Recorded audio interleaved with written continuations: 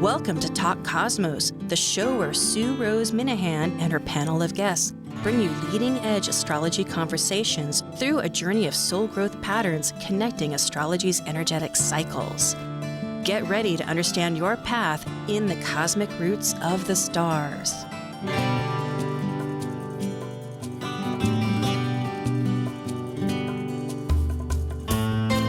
Hi, I'm Sue Rose Minahan, and today is May 9th, 2021. This is on our side of the hemisphere, because the other side, I don't know if they have Mother's Day. It is Mother's Day. And I and my team, we're not the official mothers that one might traditionally think of, yet we have mothers. And we came into this earth on that platform. And we also mother ourselves, and we have fur baby mothers. I mean, you know what I'm saying? Some of us, and many things that we create and nurture. So today's topic is compassionate truth. And we will be talking about two archetypes. One is about Ceres, which is a dwarf planet. They didn't know what Ceres was, and it has a long mythology too. But it went from asteroid to this to that. And it is the mother-child archetype, interestingly. And yesterday, it shifted signs. It was not a long transit. Maybe it was. Now the next one's going to be for a couple of months until the end of July. Actually, that's quite a while, isn't it? May, June, July, yeah, 3 months. And it just shifted into Taurus, which is our archetypal period month. And the other one is Jupiter. Jupiter in the next 4 days is going to be shifting into Pisces. Now that's a year cycle. And I was noticing going years back that Jupiter doesn't always retrograde. That's an apparent retrograde. That word's always thrown in because, yes, it's what we see here on Earth, but it's our experience. So we say retrograde. And we add apparent so people understand that's the fact. But often it just goes into a sign and continues for its year cycle because it takes a year to go around the sun. But this year, no. It wants to dive back to Aquarius and dive forward and dive back. But we're getting a little window. And amazingly, that window is going to be from when, as of yesterday, when Ceres went into Taurus, it'll be at the exact same degree, which is an amazing degree. And we'll talk about that. It's kind of the epitome, is 28 degrees of a sign. And when Ceres goes into the next sign, of course, that's Gemini, on August 1st, Jupiter, because it's going to be retrograding, then it's going to be right back to home base, 28 degrees. So what is this all about? We are going to kind of find out. But the other thing is just to mention that, and maybe I did, because a lot of things we've talked about, and did I bring it up? But it is about the mother-child relationship with Ceres. There's a long mythology. She was... it's an underworld process too. It's deep in our soul. So this whole process of Jupiter that will be going retrograde, where we'll have our compassionate going out to other people. Oh, what are you all about? Oh my gosh, I'm so sorry, and all that, which is the better side of ourselves, to have some empathy with perhaps necessary boundaries, but still we need to be caring of each other, to then turning that within and going, oh, did I forget? What did I forget about myself? So that I can be a more whole or unified, or at least aware of my parts that are there. I don't know if all parts absolutely get unified into this great coalition of wholeness, but yet I'm aware of them. I go, oh yeah, there's this and that part of ourselves. So we will talk about that too. All right. Well, thank you. And thank you so much for joining us. You know, we are a YouTube now, and we're also a podcast. So you can always check back. But if you want to subscribe, just remember, just go to Talk Cosmos and ding, ding, ding. They'll get you on your calendar. Okay, enough of that. And happy Mother's Day to all those folks that are mothers and that had mothers that passed. Mine passed. And yeah, okay. Lots of love. And now we're ready for cosmic collaboration. Investigating the deeper archetypal questions related to understanding astrological energetic aspects for growth patterns to unify mind, body, spirit, and emotions, this is your Cosmic Collaboration Panel. I'm Sue Rose Minahan, host of Talk Cosmos an evolutionary astrologer and consultant, plus a certified color energy coach. I explore creative expression as an artist, a musician, and write abundantly, stories to poetry. I love investigating mythology's language, philosophizing eternity, and I'm a perpetual student of life, seeing oneness of body, spirit of people, animals, and nature. I'm Susie Kerr-Wright, astrologer, certified psychic medium, tarot reader, life coach, and Reiki master. I love to bring what I call cosmic common sense to the world through private sessions as well as all types of media. My work has been published in Chewy.com, Brides Magazine, Good Housekeeping, Cosmopolitan, Elle, Bustle, and more. And I'm a regular guest on Today in Nashville. I've had my own radio shows, and I was the weekly on-air astrologer for WSCA-FM. And I love to teach astrology and psychic development. And I'm Amanda Pierce, a soul-centered astrologer, astrological consultant, and empowerment-based meditation teacher. I have a BA in psychology, I'm a wellness enthusiast with a passion for healthy eating, and I enjoy creating new realities and shifting old paradigms. And like the Sufi poet Rumi says, you are the entire ocean in a drop. Well, that's very appropriate as we're splashing around in Pisces. And of course, Neptune has been in Pisces for, well, it's 13, 14 years. Will be, I think, until 2026. Well, hello, Susie and Amanda. Hi. Hello. This is great. Yes. Happy to be here with you on this Mother's Day. Yeah, great to be here. Yeah. Yeah, it is. We're kind of, yes, our sisterhood or something here. Yeah. Maybe that, I was thinking, we're not, yes. Talking about series, that was yesterday when it actually ingressed, and it will be until August 1st. So that's the period of time. And there is a mythology and archetypal. I think, Amanda, you were interested in bringing up some points about that. Well, yeah, so the basis of the myth is that Ceres, who's the mother of Persephone, Ceres and Persephone were extremely close, and depending on how you view the myth, the traditional story goes that Persephone was abducted by Pluto and taken to the underworld. And Ceres was bereft. Like, she just was in so much grief that as the goddess of, I believe it was agriculture, the harvest, she just withheld that,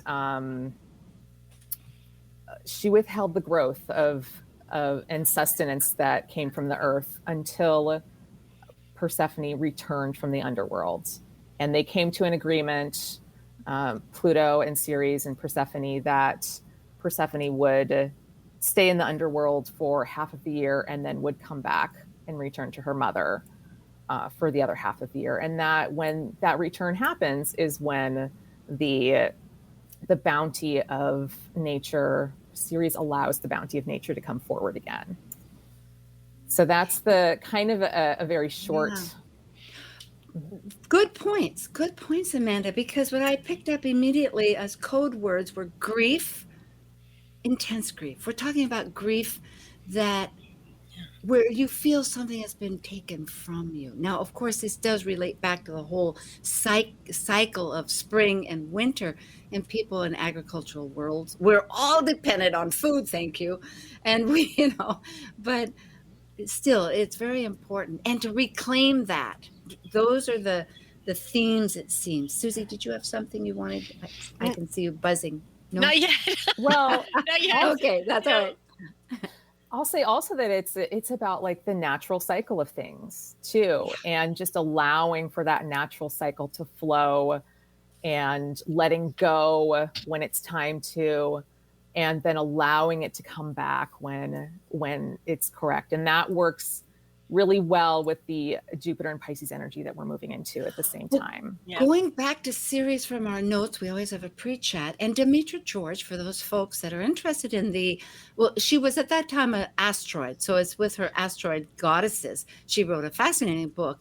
But actually, Ceres is now a dwarf planet because when astronomers, when they discovered so many more celestial bodies, redefined things, and that's an empowerment. They're all transformational. We're talking about death, rebirth, the cycle, just like your little lily that you plant or daffodil, whatever it might be, and it returns. So the code words were like it has a sense of Cancer, nurturing, the life death polarity of Taurus and Scorpio, and Virgo, which essentially is the goddess, the mother goddess, the grain, the feminine. It's kind of a Uh, complex archetype, it's very Virgo. complex, and there is so much about Ceres. Like I mean, Demetra George tags those four zodiac signs as associated with her, and that just tells you, like, if there are four signs, you know, there's a lot going on with that archetype. And really, So when we're looking at Ceres, we're looking, one of the big things that ties in with Cancer is that mothering, your relationship with your mother, your relationship, if you are a mother, your relationship with your children. talk about, Amanda, the child. Right now might be a good time because we are in Taurus. Uranus is in Taurus. I mean, Taurus is survival. It's self-sufficiency. It has to do with the life force. It's the second sign. It's resources. It's Yeah. artistic. I mean, there's many things, but I know you also wanted to bring a point in. So maybe now Yeah. would be a good time to Well, do I that. just want to talk a little bit about how Ceres can kind of go into her wounding, because it's Ceres' beautiful energy when it's in that nurturing and mothering energy, but it can go off the rails into very, very deep wounding. So if the Demetra George, this is how one of the phrases that she says: if Ceres' mother love is absent or lacking in childhood, it provides the basis for poor self-image, low self-esteem, and self-rejection in later years. And other things associated with Ceres are eating disorders, disordered eating, relationship complexes, withholding love or nurturing or sustenance, and kind of being too attached to things. That's that Taurus energy, or obsessively holding on to something. Yeah. That's Scorpio too. And then if you look at the Ceres Persephone archetype, like, they did have a closeness that in our modern world we probably would call a little bit codependent. And so there's a piece there where when Persephone is taken to the underworld, Ceres, it's like she loses a part of herself. And so you can see that archetype play out on the external, or if you're looking at it from an internal perspective, it's like, where has your own inner child been abducted to the underworld, or whereas it has it fragmented off because of trauma. So that's where the kind of the inner child piece comes in with Ceres, and doing work around nurturing your own inner child.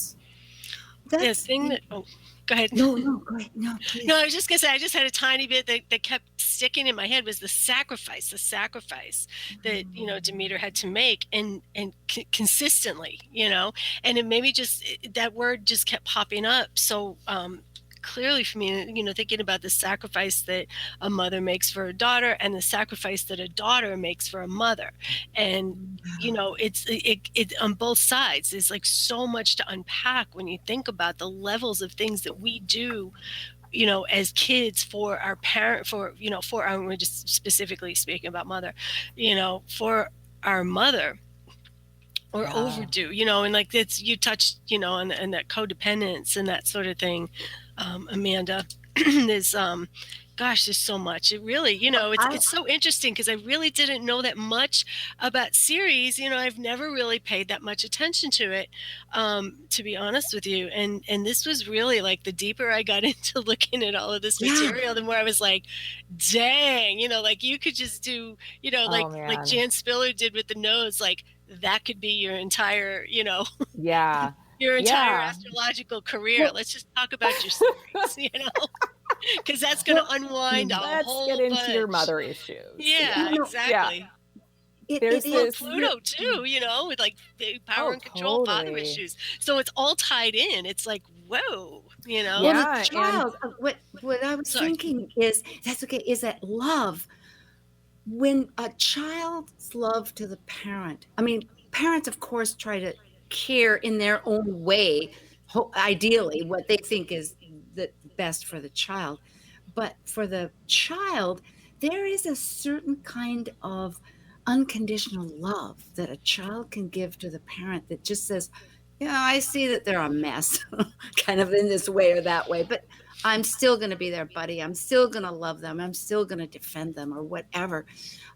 And so it is an involved process, and to reclaim those parts of yourself that allow yourself to be who you really are, despite what your parent might have been, like especially a mother that nurtures and births you and everything, to be able to go, no, we are separate people, and because that's what Persephone was. She was the goddess of the underworld. She had been a girl up with, and in some ways, with mythology, to understand it is much larger than the melodrama story we tell, because it's that part of ourselves, the young person, the nurturing person, the mother of it, and then the crone later. It's the, and in between, there's more to it than just the procreation and everything, the personage. Well, and oh, go ahead. Oh, I was just going to mention that in some retellings of the myth, it's Persephone chooses to leave her mother, and so it's like she's kind of like going off with the bad boy Pluto kind of thing. Yeah, exactly. Exactly. And so that just brings a whole other flavor to what kind of series issues can look like in a chart. Yeah. And I just wanted to throw in also that loyalty factor, that Taurus Scorpio axis, is all about like loyalty to me. I'm loyal to you, and the loyalty, like you were talking about, Sue, that unconditional love or loyalty that we create with our parents, with our mother. Again, we're just talking about the archetype of the mom right now.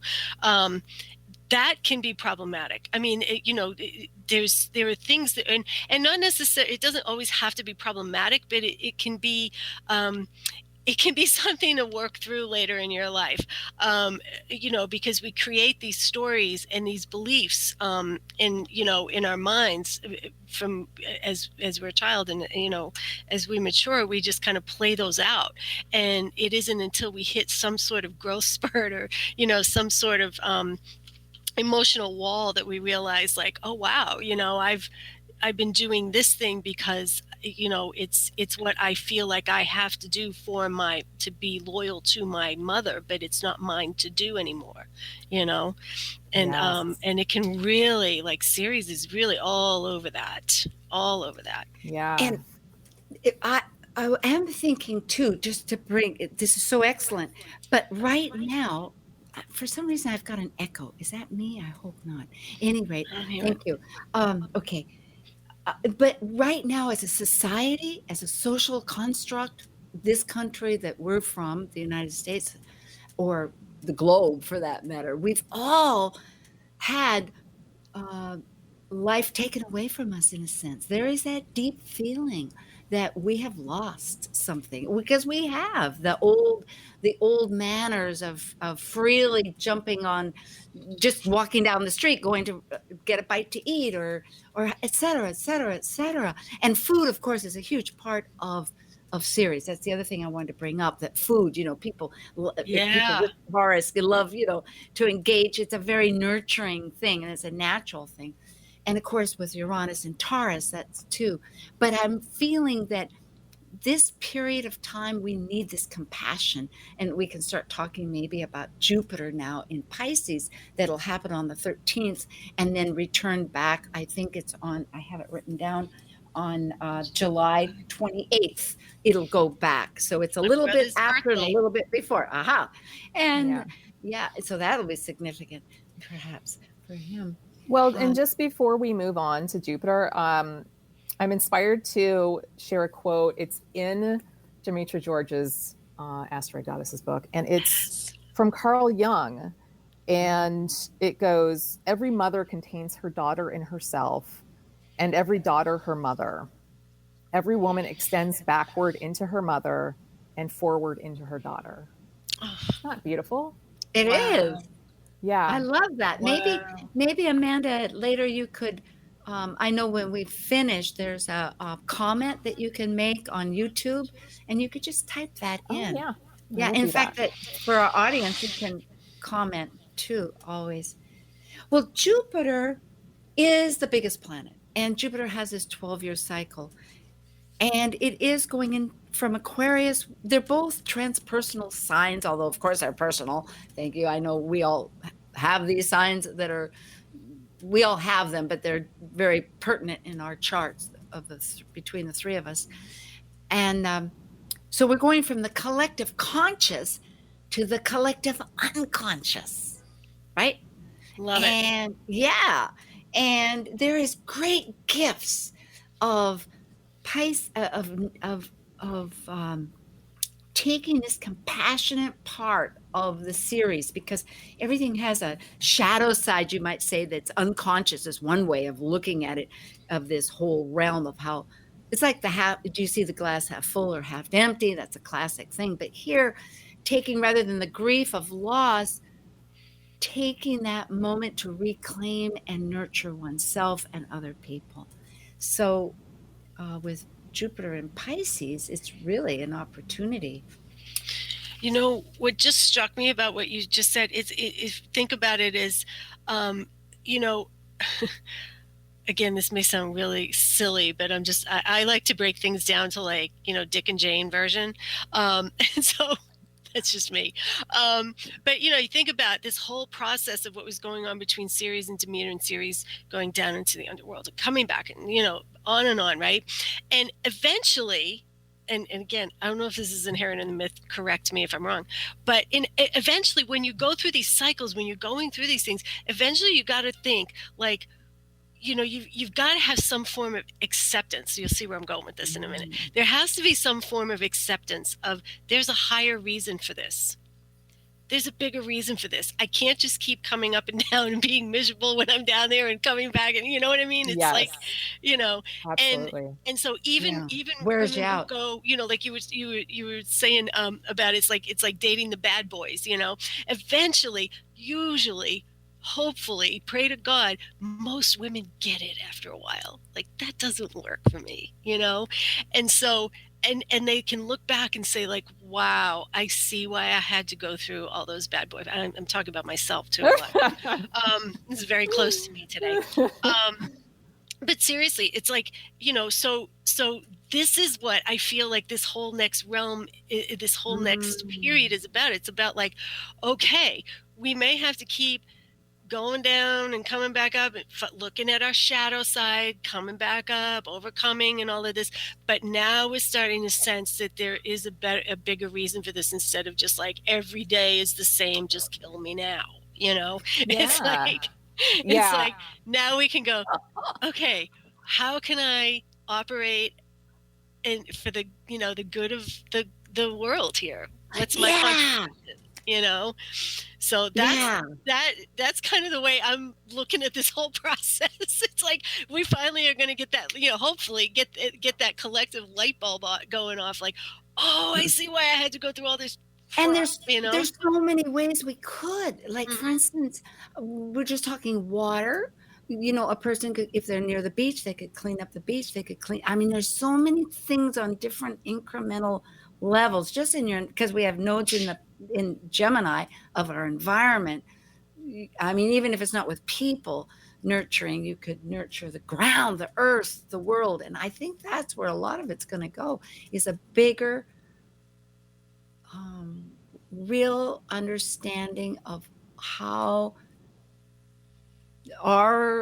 the earth, maybe we'll even get a new consciousness of it. You know, there's this, I'm just talking with my husband last night, that earth as a living organism, because we were watching David Attenborough, right? He loves David Attenborough. I've got the Burl, right? With all his nature, you're familiar, and the underwater seas and all the everything is wonderful. But he was saying, could it really be from one cell? And so I started going back into all this dynamics of the astronomy, like, okay, we were this, it cooled down, this gaseous thing, and then blah, blah, blah, et cetera. And the gravity that took the different gases in the water, and then the fire with the earth and changing it. So where am I going with this?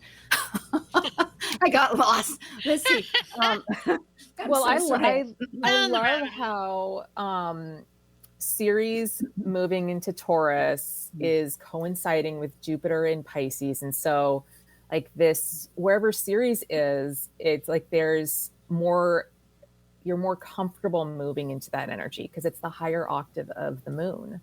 So there's a comfort level with it. So being like more in tune with nature, nurturing yourself through being in nature or nurturing nature itself. And I just love that this period is like moving together, and that there's that potential for having more compassion for the earth while also nurturing yourself and the earth at the same time. Rewilding ourselves in a nutshell. Thank you, Amanda. Like back that. home. And you know what? Because I was going to say, Jupiter and Pisces, neither one of them are terribly fond of details. So when you're talking about, it's like, how's this going to work?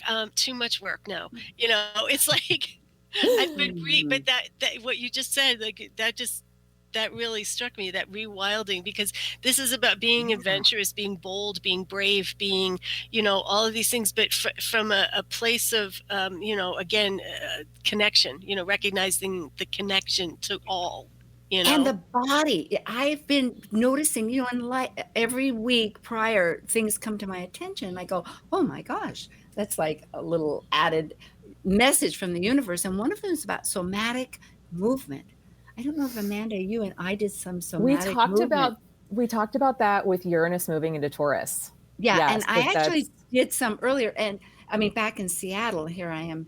But the whole idea that somatic movement, you can learn how the pains,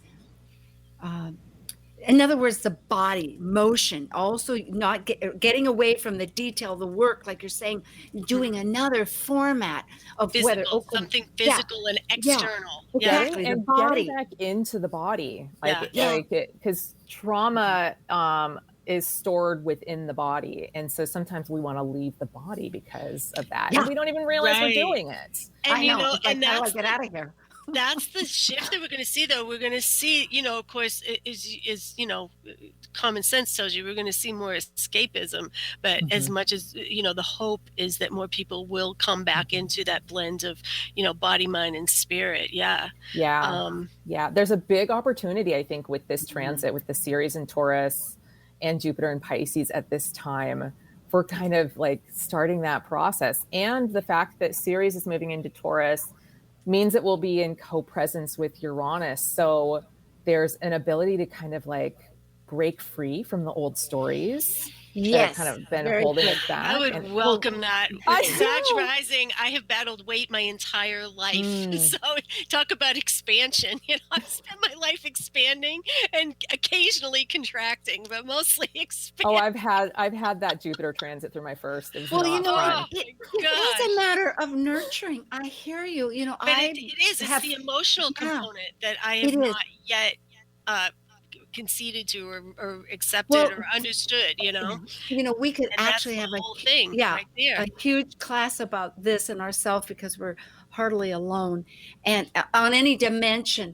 And because I know that there is a person named Jonathan, somebody I can't remember, Wright or somebody.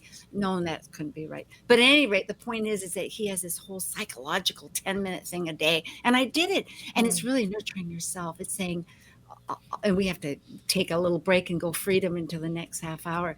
A moment here. But it was amazing. And right now I'm not in that zone. I did that last year, and right now I'm in the zone. No, I'm feeling bad, and I'm going to feel better. I'm going to have some popcorn, thank you. Yeah. With lots of butter. Anyway, okay. Amanda, healthy nurturing. That's what we need with Ceres and Taurus and Jupiter and Pisces.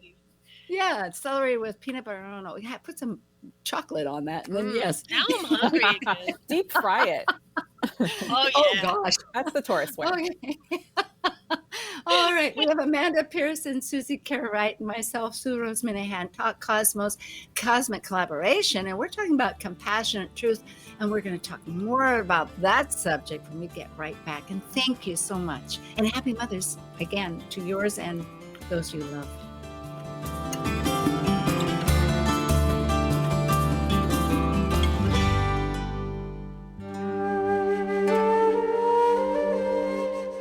While we take a break from this week's edition of Talk Cosmos, let's take a look at this cycle's archetype. We're currently in the period of Taurus. By leaving a cycle based upon initiation, the energy of Taurus integrates spirit into a solid form of matter that is tangible and physical. It's an earth sign, concerned with self-sufficiency and the values to maintain the strength of a life form throughout its survival.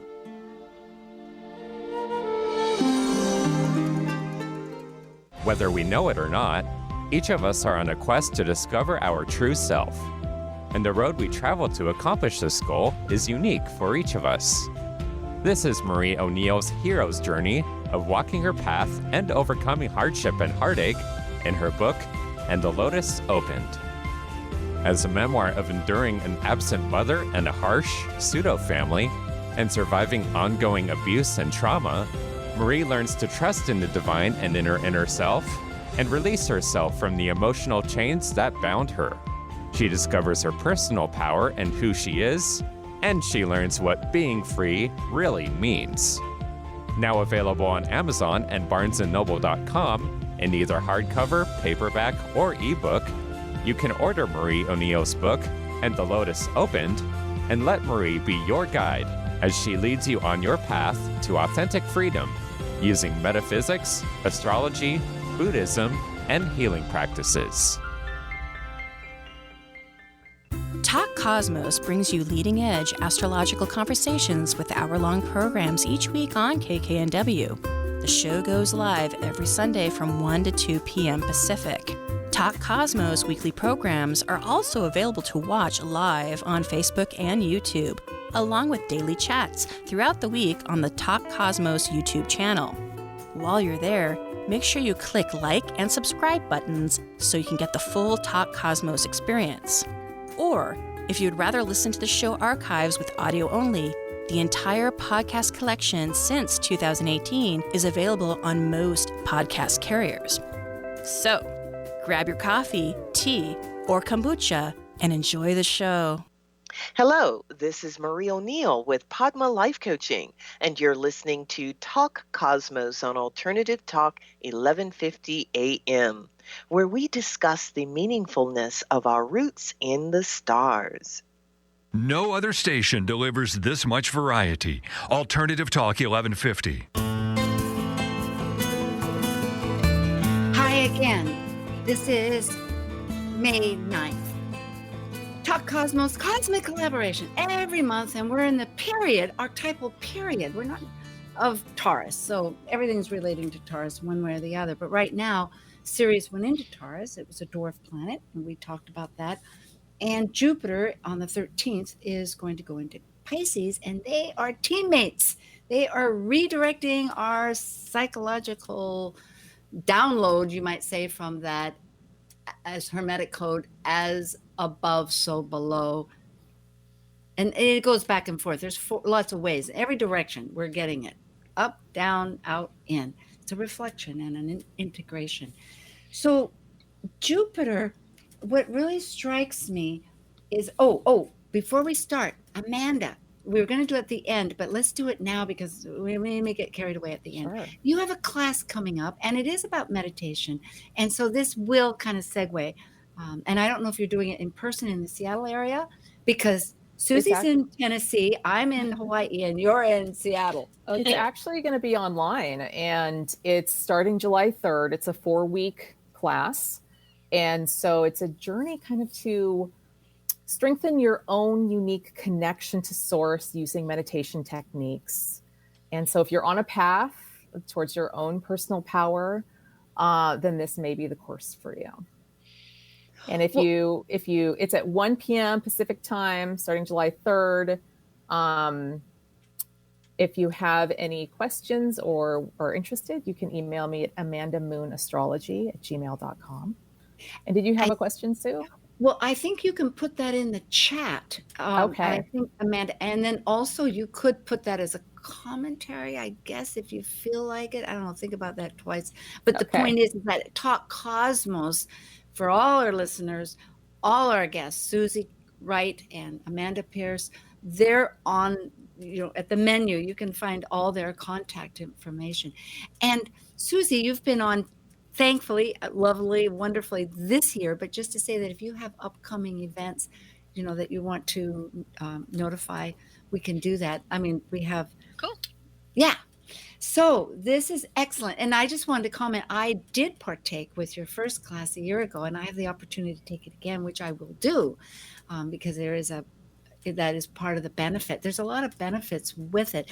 And I have done a lot of meditation, but I will agree with you, Amanda, that it's a very powerful experience. So with that said, yes, I'm glad it's you're very doing experiential. It's not like anything else out there. No, and I know you've studied it a long time. So, and there's many roads. That's the other thing I want to get down to. This is so perfect because with what struck me when I was reading about Jupiter, because it's belief systems. Right now, our South Node is in Sag, so it's ruled by that. And there's the old adage, many roads lead to Rome, is so true. It really has to make me realize, because we can get very opinionated. I mean, I have, I can think like, oh yes, not me, never. Yeah, I know. I have no opinions. Yeah.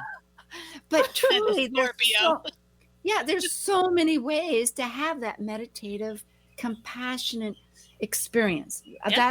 So it brings a great point to bring that out. But the real fact is that with Jupiter and Pisces, we are going to feel, and I think this is right up your alley here, Susie, to talk about, there's so many of the spiritual, I mean, it's up all our alleys, but that bringing in the spiritual into life as an experience of. Well, we've been watching the explosion since Neptune hit Pisces. I mean, it literally, I was working at a metaphysical store back, 2008, 2009. And it was almost like as Neptune was getting, I know we're veering off a little bit, it's kind of all tied in.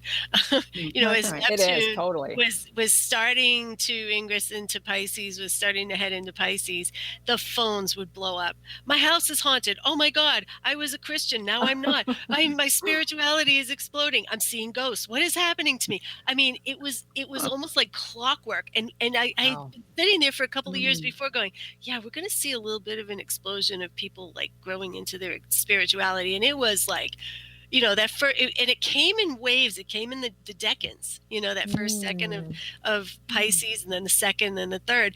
And we're in the third now, and we talked about that last time. But anyway, so this is just another elevation of like, we're watching the religions dissolve and morph and change. And unfortunately, unfortunately, I don't know, depending on what you think of it, we're not seeing that joining, reconnecting yet, and so this is going to be interesting to see what where this goes. I mean, there's so many people that are still for lack of a better term, waking up, and this is really maybe that's it. Okay, if it went from 28 degrees of Aquarius and returning to 28 degrees, Aquarius is the awakener. I'm just thinking that. And I'm thinking with this compassion that we're talking about, and also going inward, because when it goes back into retrograde in Pisces, which happens June 20th, when it starts it's retrograde, and then until for a month, over a month, until July 29th, when it finally goes back into Aquarius, it'll be ourself, and we'll be able to reclaim, like what we were Yes. talking earlier with Ceres. And I'm thinking too, with this emphasis with Ceres, even if a person, we have all different relationships with the greater source, spirit, and the world, right? Yes. Whether we're conditioned through certain thoughts or we are individuating, and I mean, those are just some terms to say it. But the point is that I was thinking, what a great segue from doing compassionate work, whether especially for the earth or for other people or for oneself, to reconnect it. There is a connection, I think, that automatically, I don't know if it's automatic, but it would tend to reinforce that connection with the greater spirit that we're not There's controlling. definitely that opportunity to kind of reconnect with the spirit with Jupiter coming into Pisces. And we're just going to like touch into it a little bit. It's just, we just get a little peek, you know? Yeah, just a little peek and It's see gonna be- how it's going to come through. And then I think like because Jupiter, it's all about expansion. So with Neptune moving, I love that you brought that up, Susie, Neptune moving into Pisces, because that's so Neptune in its own sign. Jupiter also is in its own sign in Pisces. It's the traditional ruler. So, and it's expansive. So it's just going to like really blow it up the way that Neptune in Pisces did. And they're going to be together. I just want to say, this is like a be your own guru time. This is where you get to be your own guru, your own source, you know. There's keeping in mind, well, I mean, again, you know, with whatever your belief is, but you know, if there are many paths, right? And this could be an awakening for a lot of people to find a new path or some, you know, or connect with something I don't even know, you know, something more authentic, you know, like that Jupiter. Yes, and meditation is that time where we not only cut out the rest of the world. It's a process. At first, you're just trying to hear what is and be in that space. And there's different ways to meditate. You know, some do breath, some do the visualization with pictures, or there's leading, or there's a myriad of ways. But it does make it so suddenly you're hearing what you're hearing in its own, and recognizing it. You know, there's... Yeah, I think visualization is a great technique during Jupiter and Pisces. Like, I mean, because visualization, it's more than like with Taurus. Taurus is like nonverbal; it's artistic. Oh yeah, that's a really good point. Yeah, that does flow in really well with the Taurus. But you know, beliefs are more than just our thoughts or thinking. It's kind of like it's more encompassing than that. And so visualization can kind of encompass a lot more. Yeah, the cellular, they get in our DNA. So doing like, I think, so what is somatic? Is that's it's body. It's like adjusting the somatic body. Is somatic. Yeah. So, you know, really, really tying that all in. I mean, this has been, you know, so interesting. I was just thinking about the Jupiter, you know, when you think Jupiter in Aquarius, and it's like all about like the groups and the collective and finding your tribe and all that. And it's like, wow, for that whole year that was an experience, or like that was an energy, we were locked away from each other. Like that just hit me. I'm like, what was up with that? You know? Yeah. I mean, but and Saturn was right there with it, so it kind of like tamped it down. But you're right. It has that virtue of hearing one's own tempo instead of always reflecting back. You know, just think of marketing. Of course, we need marketing. People at this day and age, we have money, we have people sell things, whatnot, but we get inundated with the standards of what marketing has, is this little perfection and that little perfection. And, you know, do we really like those clothes? Most times I hate the clothes. Every time it's like, no way, you know?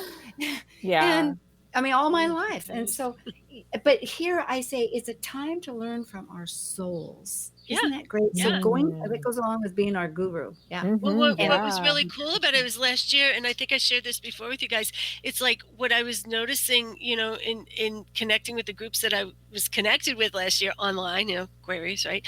It did fit. It was just, that thing I just said was kind of something that just jumped in my head. But I noticed people were syncing up with the cycles of the Earth and the Moon more. And of course, you know, we gave the Earth such a huge space to breathe Yes. while we stopped. That was incredible. And you could almost just feel it going, thank you, you know. And so now as we come back and we're going into this whole other dimension here, it's like, how do we merge without losing ourselves again in this whole, you know, busy world, and with all of this, the new information coming in so many ways again, you know.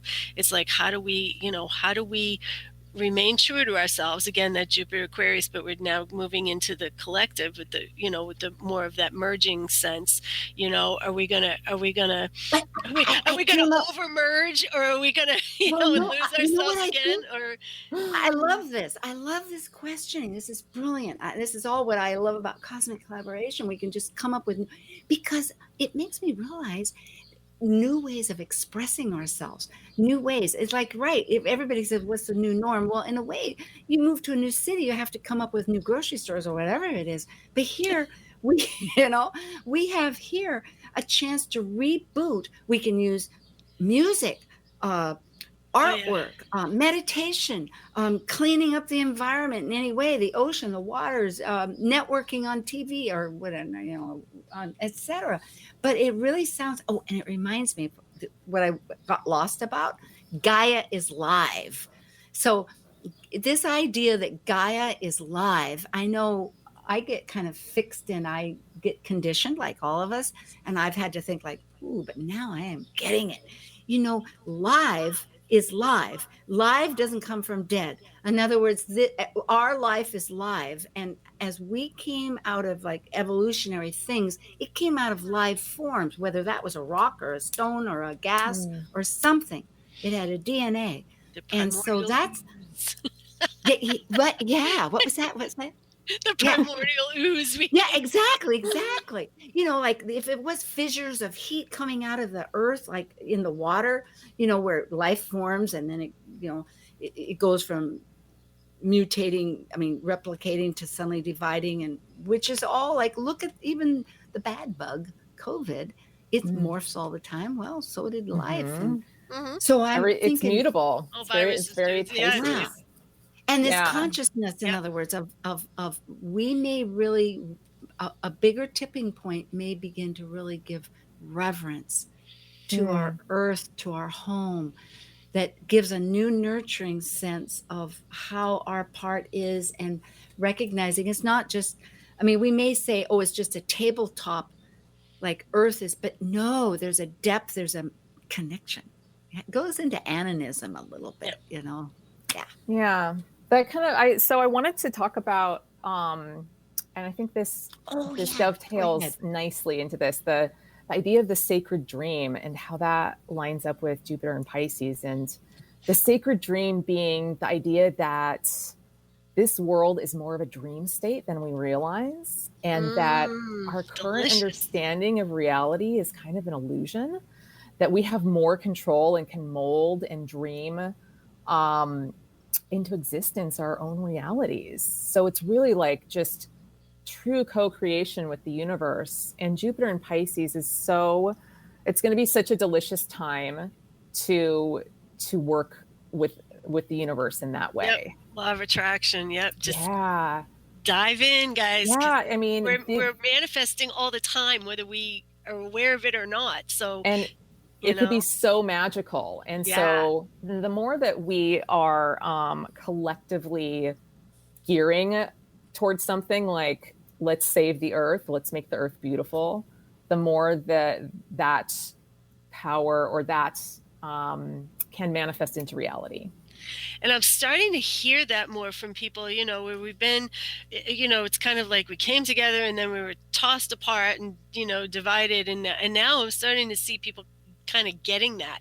And I'm hearing rumblings of that from you know, some of my associates and, you know, just friends. And, you know, it's like, hey, wait a minute, we've been missing the bigger picture here. You know, the truth, right? Jupiter is coming through, right? We're missing the bigger picture here. We're fighting this and we're fighting that, and we're arguing here and we're arguing here, and wait a minute. We need to be connecting and manifesting together. Yeah, because before that's we just a do that. downward spiral. The more Yep. that you argue and get upset at others about things, the more it just kind of gets worse. And Yeah. it's like, that's what And we're it seeing. does in a very sneaky way. I was just realizing, give Mhm. attention to the self. It's like, I don't like this, and therefore I'm so important, right? Which, The I mean, ego, Jupiter ego. yeah. And I'm thankful. I had circled truth and this whole idea, and I know we're supposed, and the dreaming, and this whole idea of using, using different expressive ways to get. Yeah. Thank you. Yeah. There's your next wave, maybe it's not some new age thing. Maybe it's just going back to reclaiming what we have the power to do. Yes. Oh. I love that. Bingo. And Go ahead. Oh, I just was going to say there's a quote. I looked up those a couple quotes from Albert Einstein, everybody's favorite Pisces. He has such great quotes about imagination. And so just because this really works well with Jupiter and Pisces, he said, imagination is more important than knowledge. For while knowledge defines all we currently know and understand, imagination points to all we might yet discover and create. Yes. I just love that, I know, like kind of it's so the good. merging of imagination with knowledge, and that imagination then becomes the truth, which becomes the knowledge. It's all the potential possibilities. Let's see if I can grab this. Oh, okay. There are some other thoughts too that this goes into, that we've talked about, because with the truth, that we're not only going to see what we want to see as the truth, but what we have to see as the truth. And that's part of it. But not only what we have to see as the truth, but what comes into us inconveniently exposed as that is the reality of things that we're going to, I think Susie, but I've heard too, that is a really, and also this idea that if that you had brought up, that we may be our own like guru, which is, what is that? That's our own teacher, the great teacher, because Jupiter is the teacher, but also that who comes forth as what society recognizes as a big teacher or rejects as teachers will be also a shifting climate. So of course that gets back to, I think, our South Node, which collectively we're trying to dismember, you might say, what doesn't work, and reconstruct a more holistic sense of beliefs and faiths, because it has everything to do about faiths. And the last, just to tie in, because I know we have some time here. Oh, we don't have much time. Is entertainment. Now, I want to say that next week is going to be Planet Buzz.